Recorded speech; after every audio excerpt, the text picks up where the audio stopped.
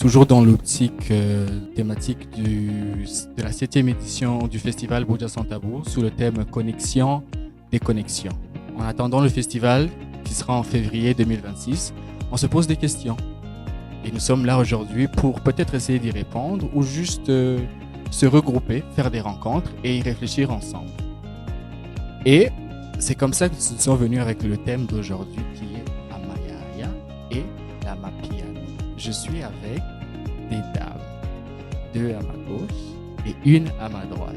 Nous sommes avec Florette Kateka, que la plupart d'entre vous connaissez, il s'appelle Foufoudé. Regarde toi, Florette. Ensuite, nous sommes avec Ingabire Alida. Okay? Et nous sommes avec Madame Christine Daïdé. Je commence par Madame Christine. Qui est Madame Christine?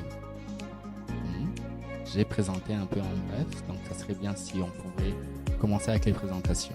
Ndabahaye mwiriwe mwese nkuko Olivier yabivuze mu mazina ya karangamuntu ni Daïdé Christine. Tugiye mu bikorwa mu buzima hariho abanzi ku izina rya Mama Africa kubera ibyo nkunda ibyo nkora bifatiye cyane bihagaze cyane ku buntu no mu gukunda ibya Afrika.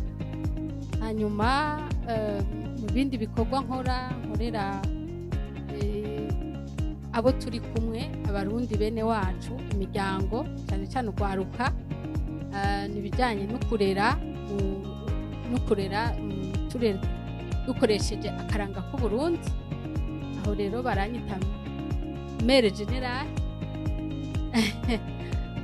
kubera ni ukuvuga ngo ndafise abana nareze benshi mu bijyanye n'akaranga k'Uburundi, hanyuma n'abiwanje nabyaye mu nda nabo nyine turi kumwe muri urwo rukundo rw'akaranga k'Uburundi. Hanyuma nkaba nderera mu mugwi bita inatana. C'est kibazo. Vous êtes plus dans les danses traditionnelles. Byaje gute? Byatanguye gute?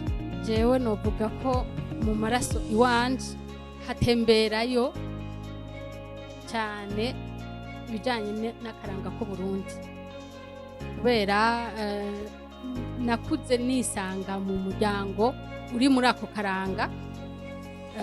Umunsi umwe nagiye kuramutsa umutama yaba hajya mu Ngagara muri quartier 4, sinoreka kumuvuga, yitwa Mutama Kabwa Antoine. Ni umuntu yakunda ibintu by'akaranga cyane, yarakunda gutanga ibiganiro ku radio yitwa Radio Culture. Muri icyo gihe niko yitwa, mengo byarahindutse. Hanyuma ndagenda kumuramutsa kubera ibiganiro numva akunda gutanga kuri iyo radio. Aca arandamutsa, turicarana turayaga, hanyuma ambaza uwo ndiwe.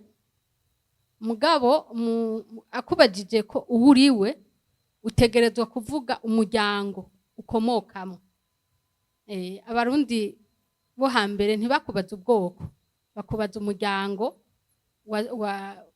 ukomokako. Igiti, burya abantu tuva ku giti, igiti arbre genealogique.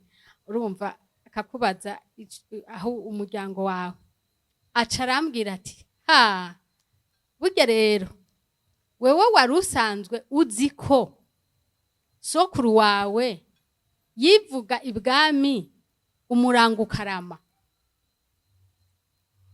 Ntabyo narinzi by'ukuri kubera murabona igihugu ibihe byagiye birahaca, hariho imiryango yagiye irahera ntumenye neza ibyaranga umuryango w'iwanyu. Rero naciye numva ngerageza gutegera ivyo nkunda, igituma biri muri jewe, kuko aho naciye hose haba mu mashure mato, mu mashure yisumbuye, no mu buzima bwa misi yose, nisanga ndi kuri scène, nisanga ndi muri danse, nisanga ndi mu mbyino, nisanga nkunda kwambika abantu baja kuri scène canke mu manza. je nivyo nasanze mu buzima bwanje arivyo nigwo rurimi nzi kuvuga kurusha ibindi bintu. Ego nuko. Merci beaucoup.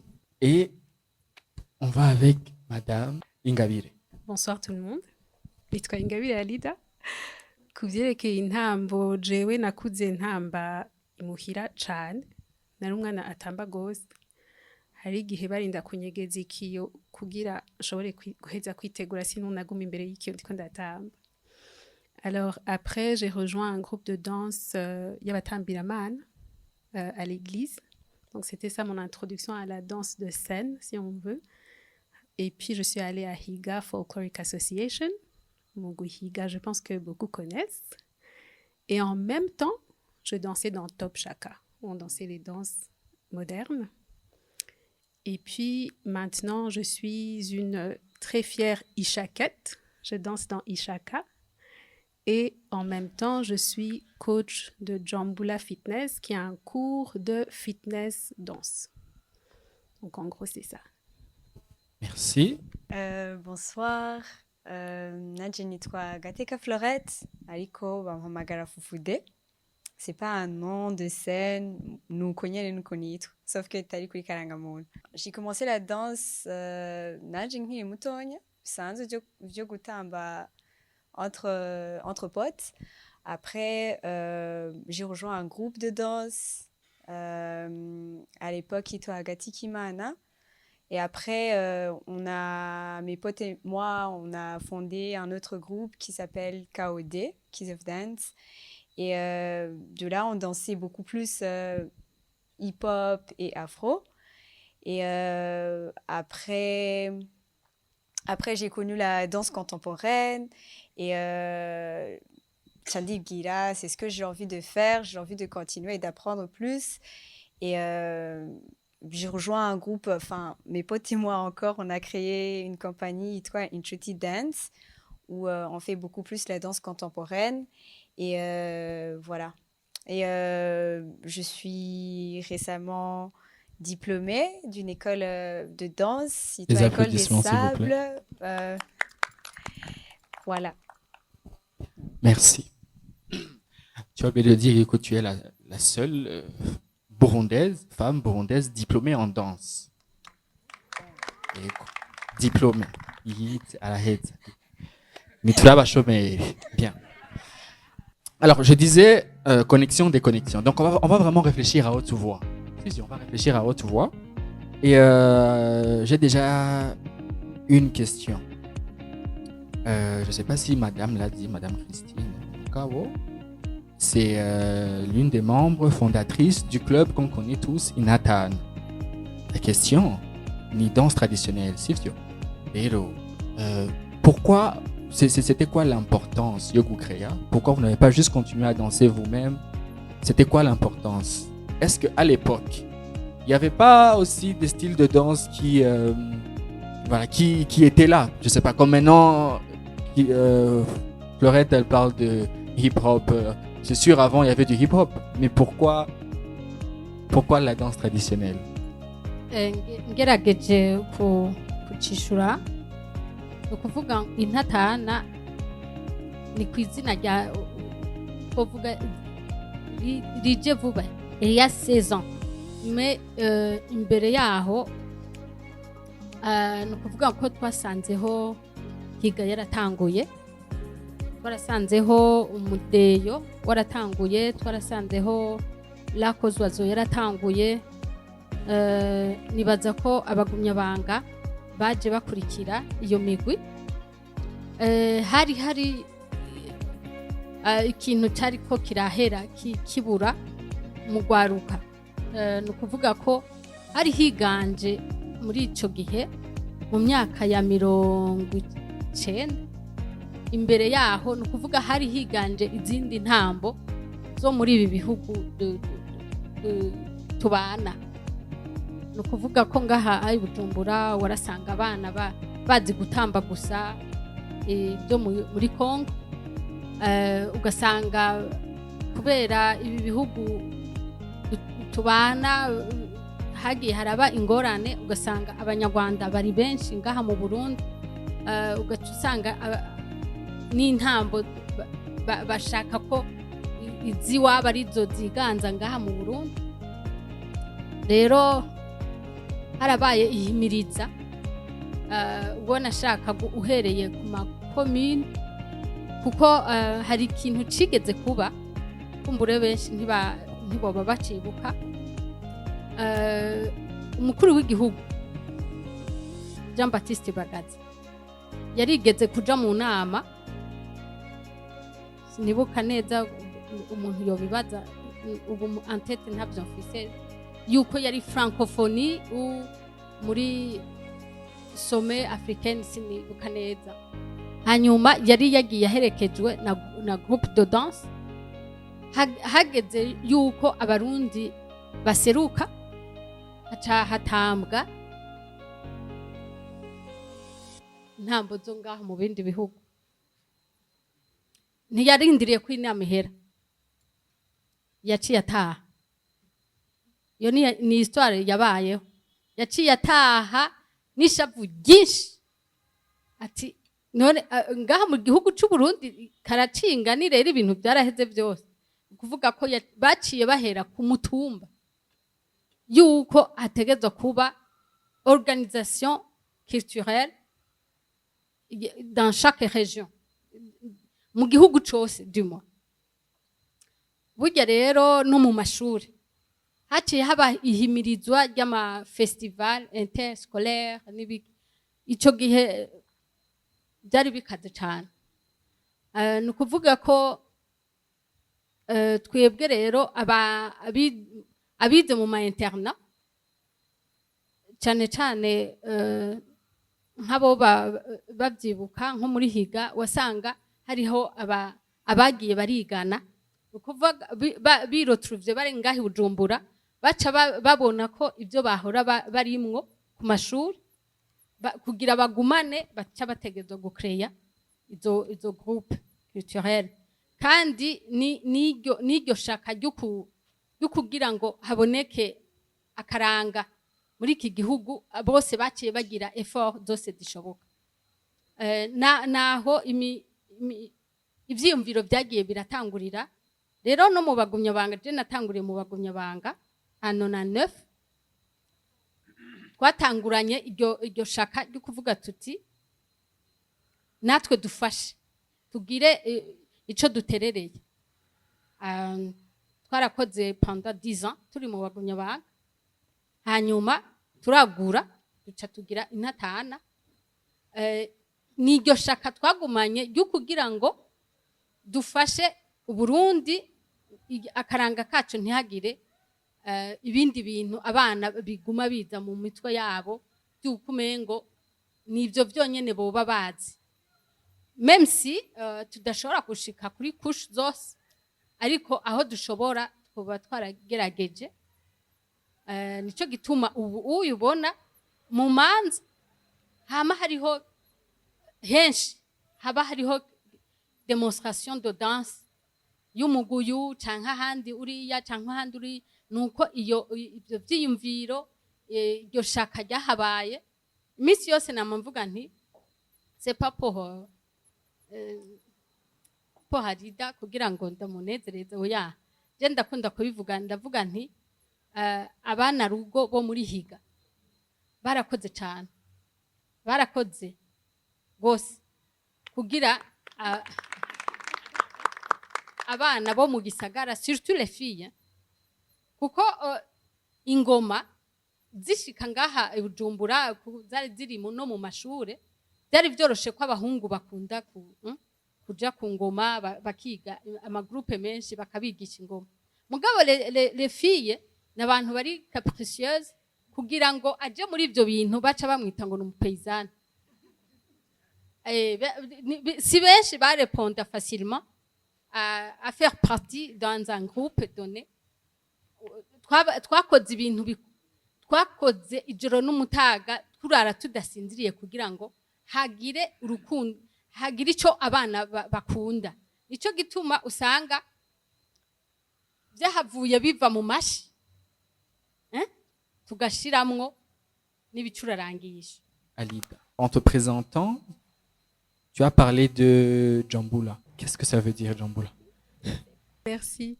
Alors, Djamboula, c'est un nom propre. C'est comme dire Zumba. C'est, en principe, je pense que ça veut dire rassemblement. Mais en fait, c'est un mouvement de danse qui a été créé par un Ivoirien de Montréal. Et puis, la manière la plus simple de l'expliquer, c'est comme de la Zumba. Je ne sais pas si vous connaissez la Zumba. C'est du sport en dansant, en fait. Et dans la Zumba, il y a beaucoup de musique latine.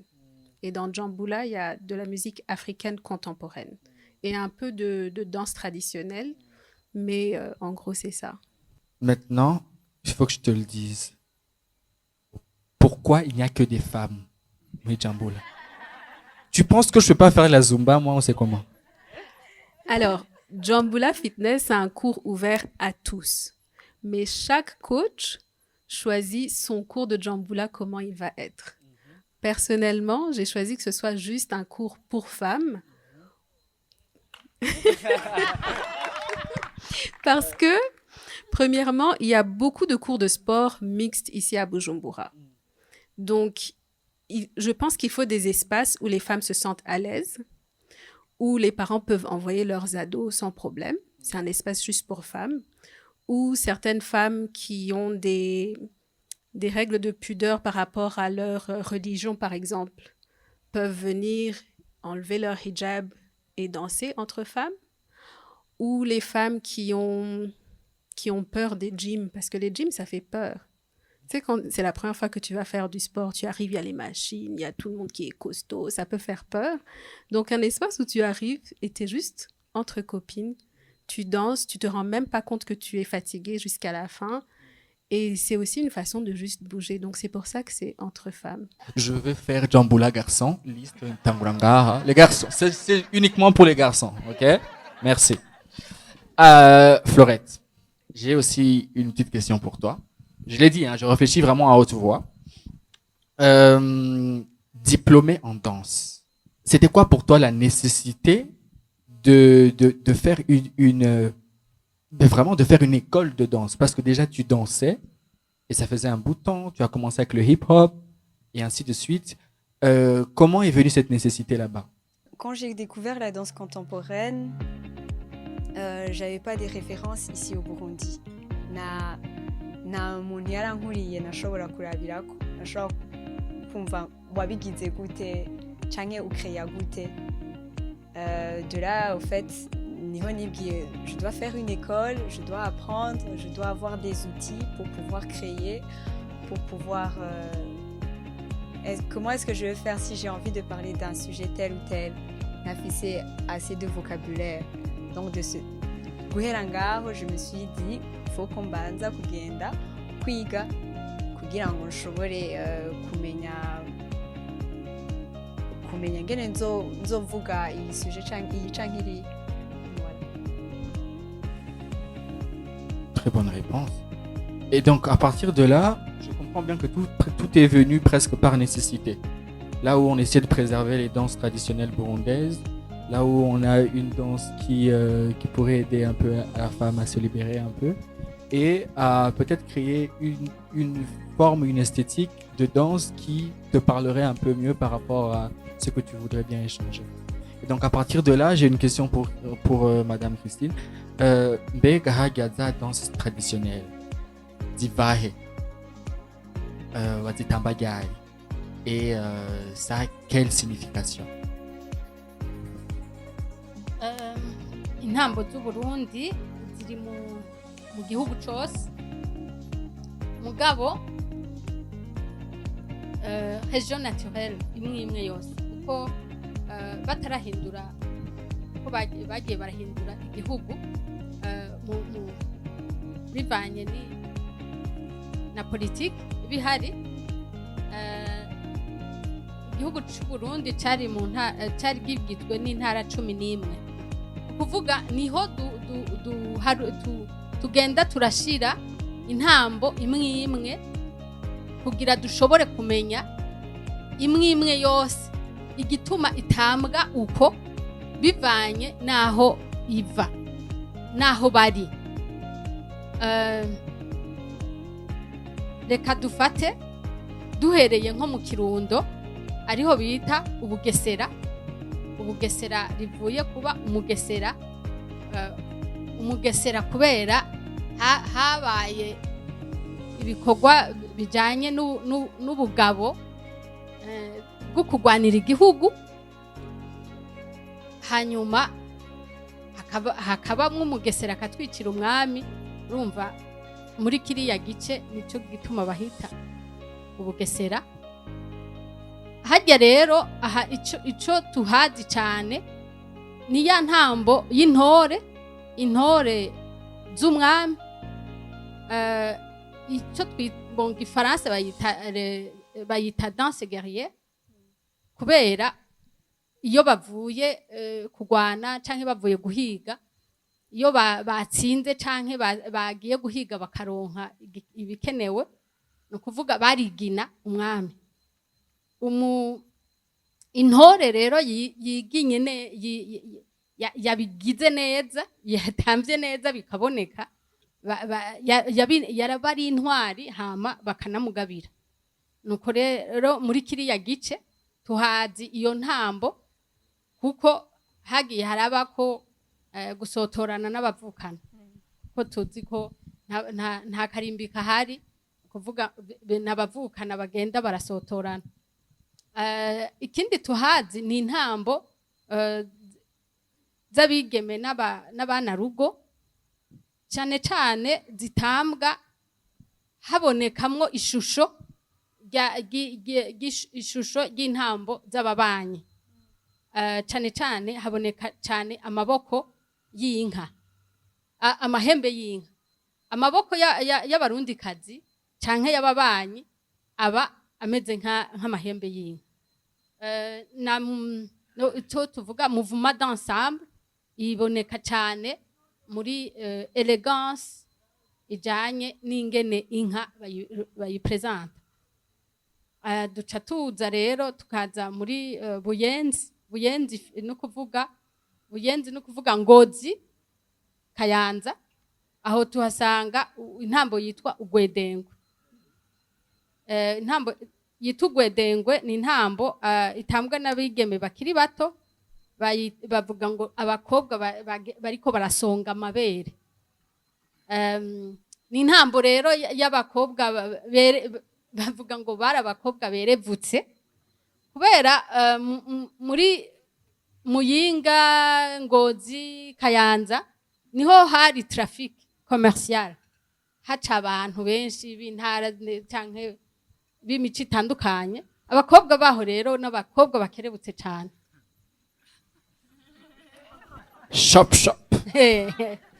iyo bagiye gusenya canke kwahirara canke kuvoma barahitanana, mugabo bageze ahantu kugira les passants canke abahungu baragiye canke bari kutundi twafe, bagaza bumva nyene uruvyino rwahinze.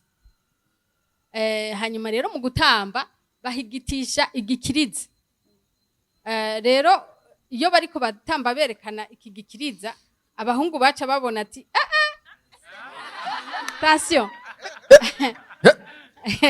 ati kwa naka birashoboka. Nuko duca tuza ngaha aya mu migwa, aho tubona za Bubanza, Cibitoki, aho oye tuhasanga intambo bita Isebeya. Cyane cyane bayitamba basyegenya amaguru, aho cyane cyane exprima cyane cyane ibintu bijanye no gukoresha urutaro, kubera ari abantu bakunda kugira ubugari bariko baragira ifu. Duca tuza ngaha ayo mu imbo mugabo mu gice ca Rusizi, aho turusanga Kanyarusizi berekana umwuga wo kuroba. Hama tugaca tuza ngaha muri Rirare canke ngaha imbonyene ngaha vers Rumonge, aho turusangaho umuyebe. Hariho n'iyindi ntambo yagiye iraboneka mugabo abantu batari bazi neza ikidagagizo kudagadaga kubera bariko baramanura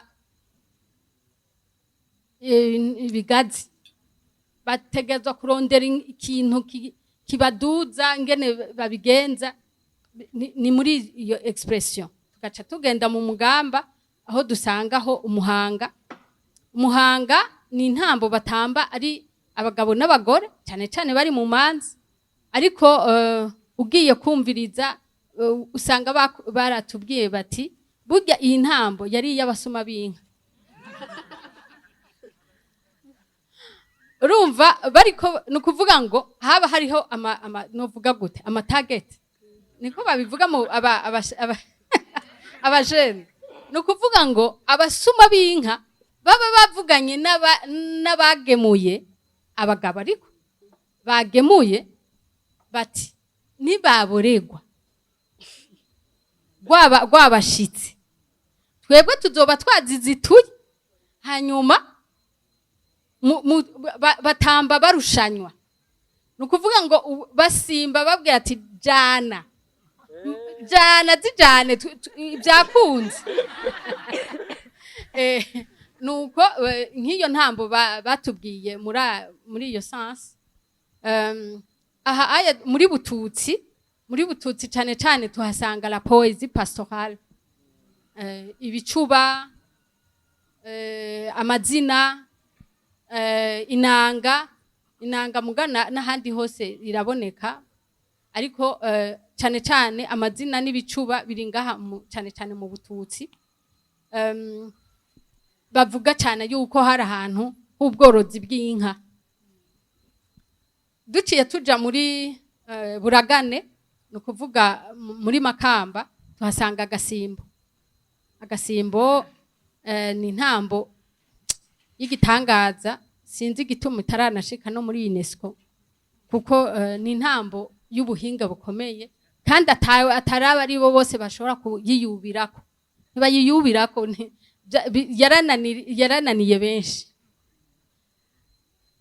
duca tuja muri kumoso muri Rutana aho dusanga intambo zifatana na Buyogoma kumoso na Buyogoma musanzwe intambo zihari ziregerana kandi ni nyinshi hari y'igisuru hari y'ihuruma hari yo muri Buyogoma dusanga umutsibo tugasanga igihambwe tugasanga amagwandama n'amayaya burya à la source tuyasanga mu Buyogoma naho ari intambo y'ikiryoha bayita intambo y'ikiryoha kuko ni intambo itambwa abantu baryohewe y'amasaka yabonetse cyane cyane muci abantu bariko bariginana ni intambo rero usanga mu bice byinshi by'igihugu mu Kirimiro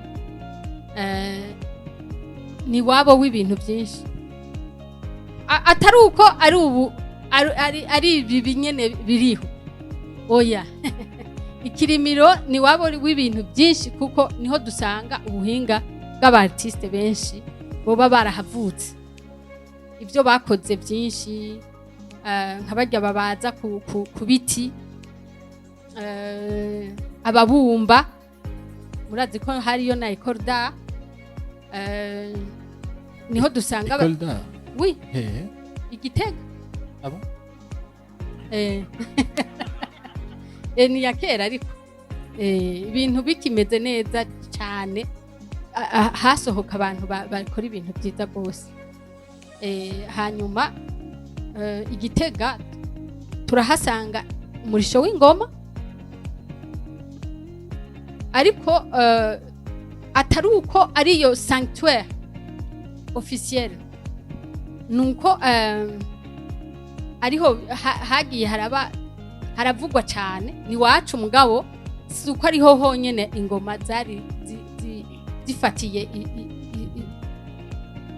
urume ariho zamereye oya kuko hariho aho umwami yatanguye ko bakora ingoma ya mbere ni muri kumoso hariya hava amasaka y'inkoma muri Rutana niho ingoma yatanguriye gukorera niho hari ikigabiro ca mbere c'umwami ariho yakoreye ingoma igihe bavuga ko yari yicaye ku mugina hama isato kubera uwo mugina bari bawufukishije urushati isato ikahihimira munsi iyo son ikaboneka niho rero bavuga ko ariho havuye ariho hitirirwa ikigabiro ca mbere c'ingoma sanctuaire y'ingoma bavuga y'Igitega hariya mu Gishora nuko umwami yahahungiye igihe umwami Mwezi Gisabo bariko baramuhiga akaba ariho yahungiye bagaca bafatiraho ko ariho ikigabiro kuko yaciye ahashira ingoma yitwa Kagenda.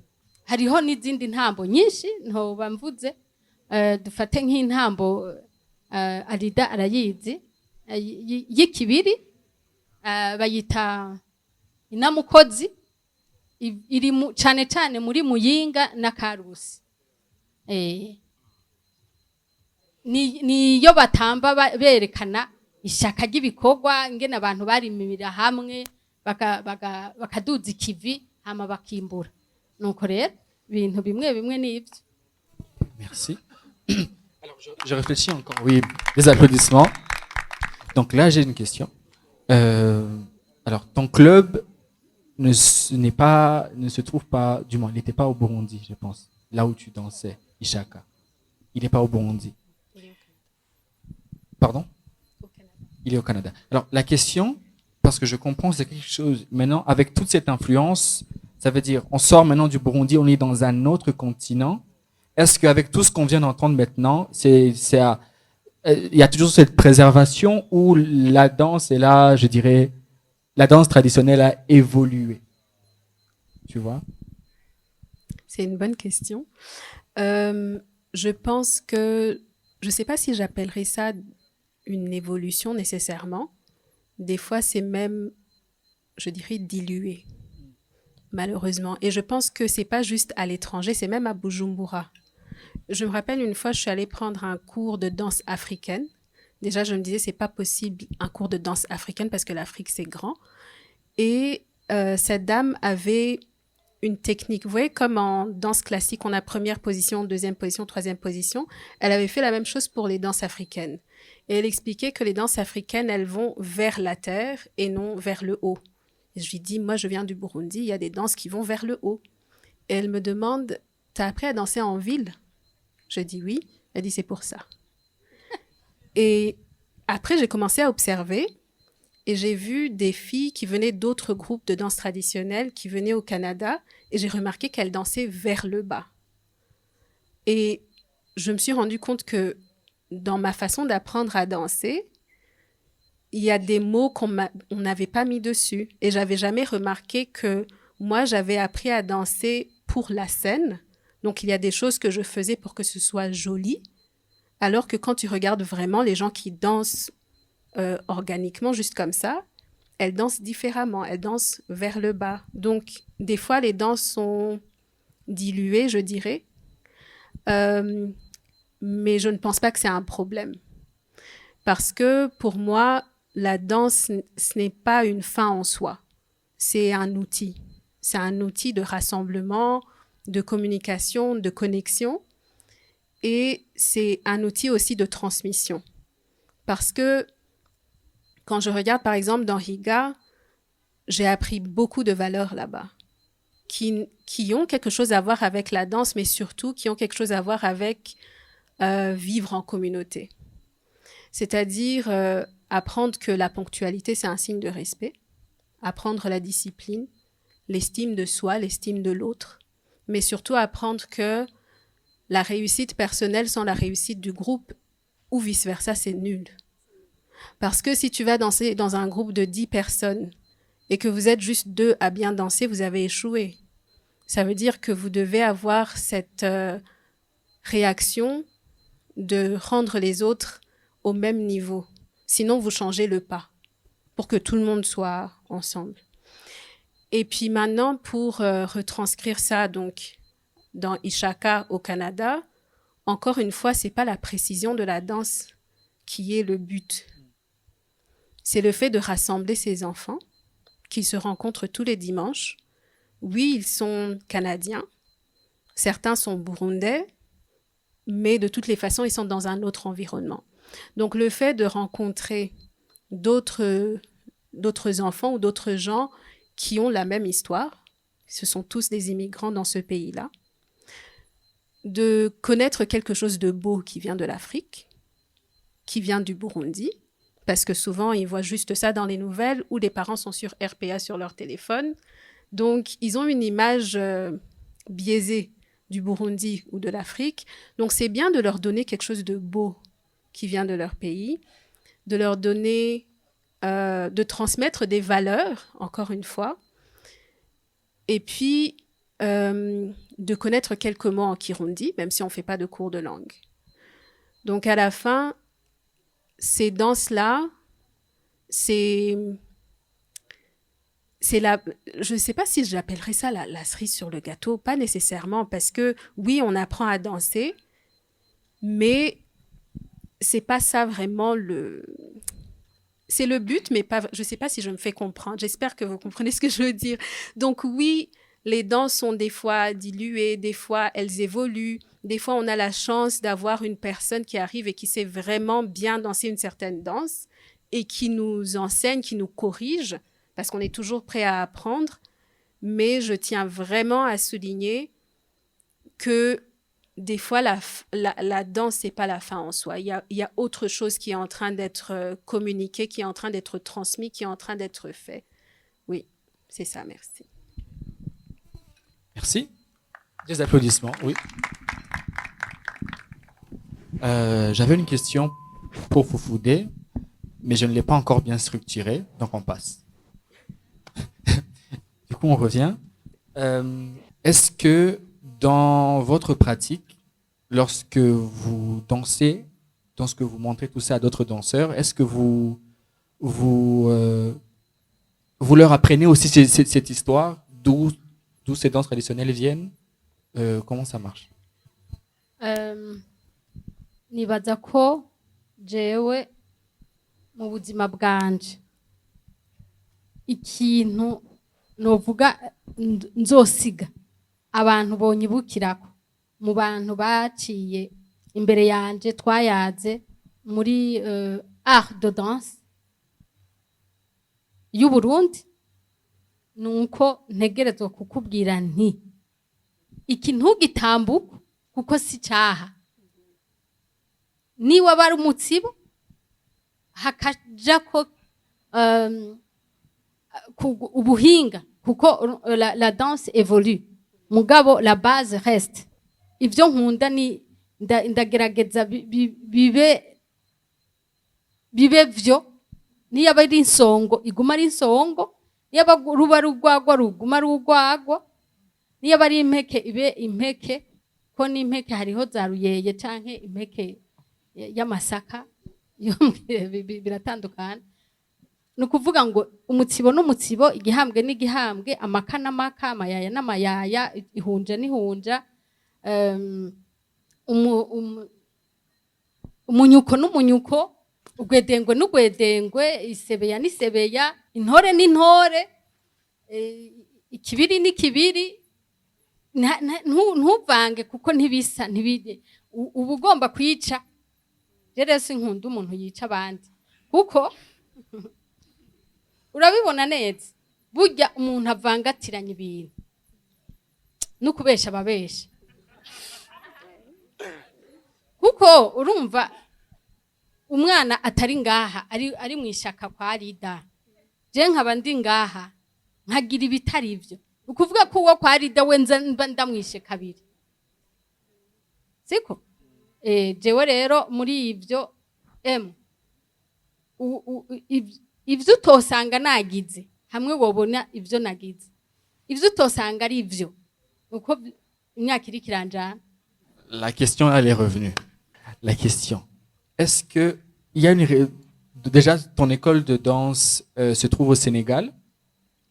La question, est-ce qu'il y a une raison particulière pour laquelle tu as choisi une école d'art africaine et pas européenne ou je sais pas américaine? Pas vraiment, mais le premier fait est que la personne que je connaissais avait déjà fréquenté cette école et il m'avait parlé du bien de cette école et je me suis aussi renseignée, j'ai regardé les gens qui ont fait cette école et qui sont devenus de très bons et grands chorégraphes sur le continent et en dehors du continent. Et je trouvais ça aussi intéressant de dire que peut-être je serai comprise, ils vont pouvoir aussi comprendre mon corps et je vais pouvoir trouver ma place et mes repères.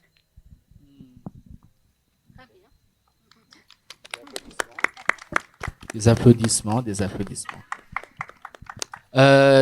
Déjà, à partir d'ici, est-ce qu'il y a des questions? Bonsoir. Bonsoir. On m'appelle Yera Régine. Vous avez dit, il y a une danse où on danse dos haut et après dos bas. J'ai pas compris exactement c'est quoi. Si tu peux m'expliquer, ce serait Ou gentil. bien pratiquer. Oui, il n'y a pas de souci. nashaka kwishura ico kibazo cyo kuja hasi no kuja hejuru. Bon, nibaza ko ari ikintu ntari navuze kuri iyi shaka quand même shaka kuvuga. Turitaho yuko tuba turiko turiga intambo z'ukuri. Ico nibaza nariko ndashimika ko nuko en attendant yuko uronka uyo muntu akwigisha 100%, ntucureka na 80 wagira uronke. Kubera le fait yuko twize naho twarabibujumbura tukiga gutamba biratuma n'undi muntu aza akagukosora afise ahahera.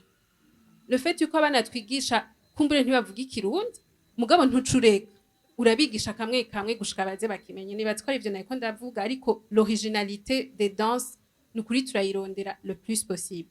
Ivyo vyo hasi no hejuru nariko ndavuga reka mve hasi. Ngedebeka intambo ntazi gutamba mu mbabarira mugabo nk'intambo batamba nk'uko ta siko jewe kera nari nzi yuko ntamba nduga ngenda gutya mugabo ngiye kubiraba neza sanga ugenda gutya ta sinzi ko nivyo ndiko ndavuga yuko en fait tu descends pour mieux remonter, tu ne montes pas pour revenir.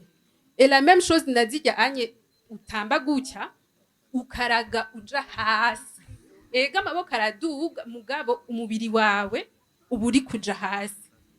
Hama nibaze ko ifo yuko umuntu akivuga gutyo kugira ucumve iri kuratamba wiyumve yuko uri kuraduga gutya na uri kuramanuka gutya. Alors, ma question, si vous voulez bien, juste ira pour les deux, que ce soit pour Alida ou bien pour Fofodé. Je pense que chacune de vous, je la connais en train de danser, Alida depuis très longtemps. Alors, Fofodé, je t'ai déjà vu en train de faire de la danse contemporaine. Je ne saurais quoi dire.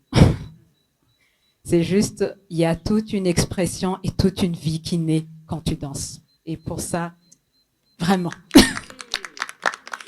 Alors, maintenant, en revenant à chacune d'entre vous, vous faites des danses assez variées, que ce soit sur base de danse traditionnelle, mais également de plusieurs cultures, mais toute une expression, en fait, corporelle, émotionnelle.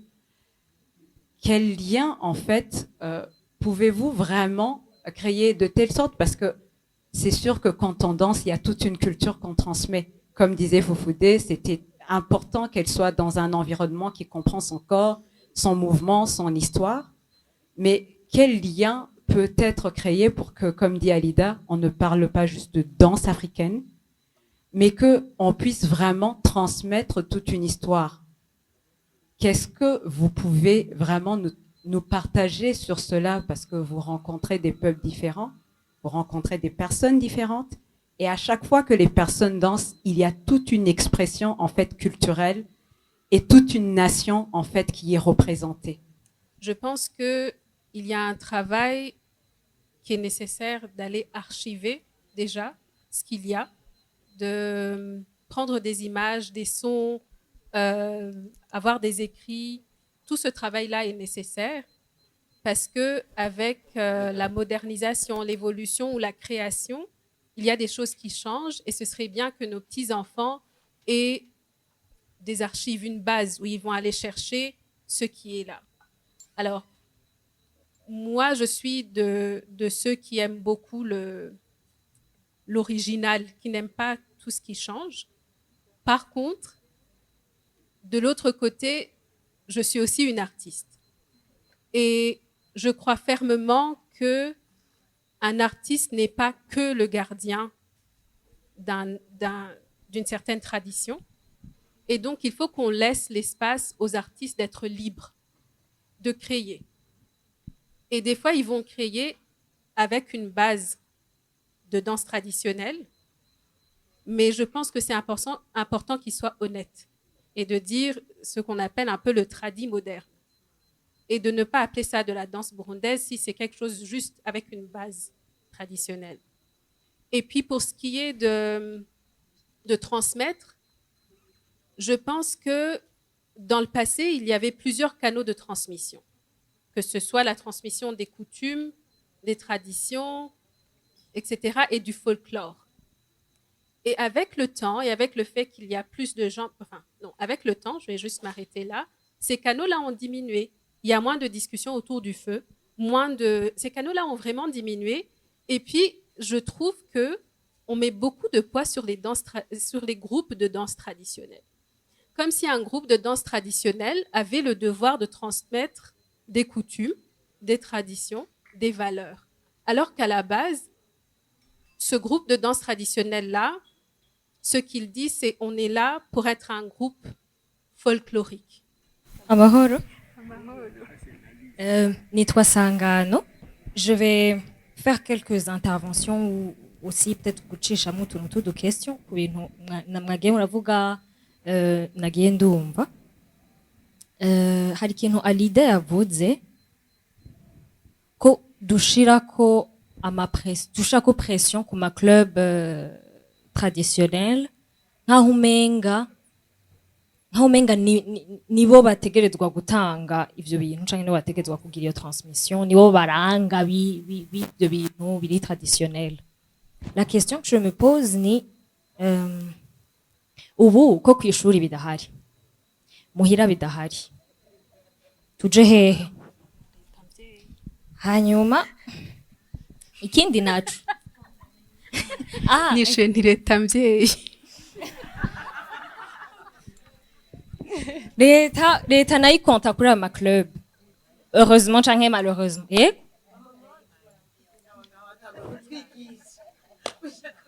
Je ndiko ndaba abana ubu bariko baravuka nukuri, abana bavutse bakura 2 ans 3 ans adi plus gutamba amapiano que amayaya. None tubigenze gute? Kandi ugasanga umuvyeyi wiwe naho murundi siwe ntavyazi. Rero souvent kubera ko afise iyo frustration ryashavu avuga acavuga ati okay je ntavyonze genda mu ntatana. Mu ntatana naho bafise iyo devoir kubera iki? Jewe niko ndavyumva murantunga, niko ndavyumva canke niko ndabitahura. Kubera iki? Kubera ko mvuze ntatana ni nkuko novuga amagaba, ni nkuko novuga higana na zose. Uko ndabumva iyo bariko baravuga, iyo bariko barivuga, baravuga bati twebwe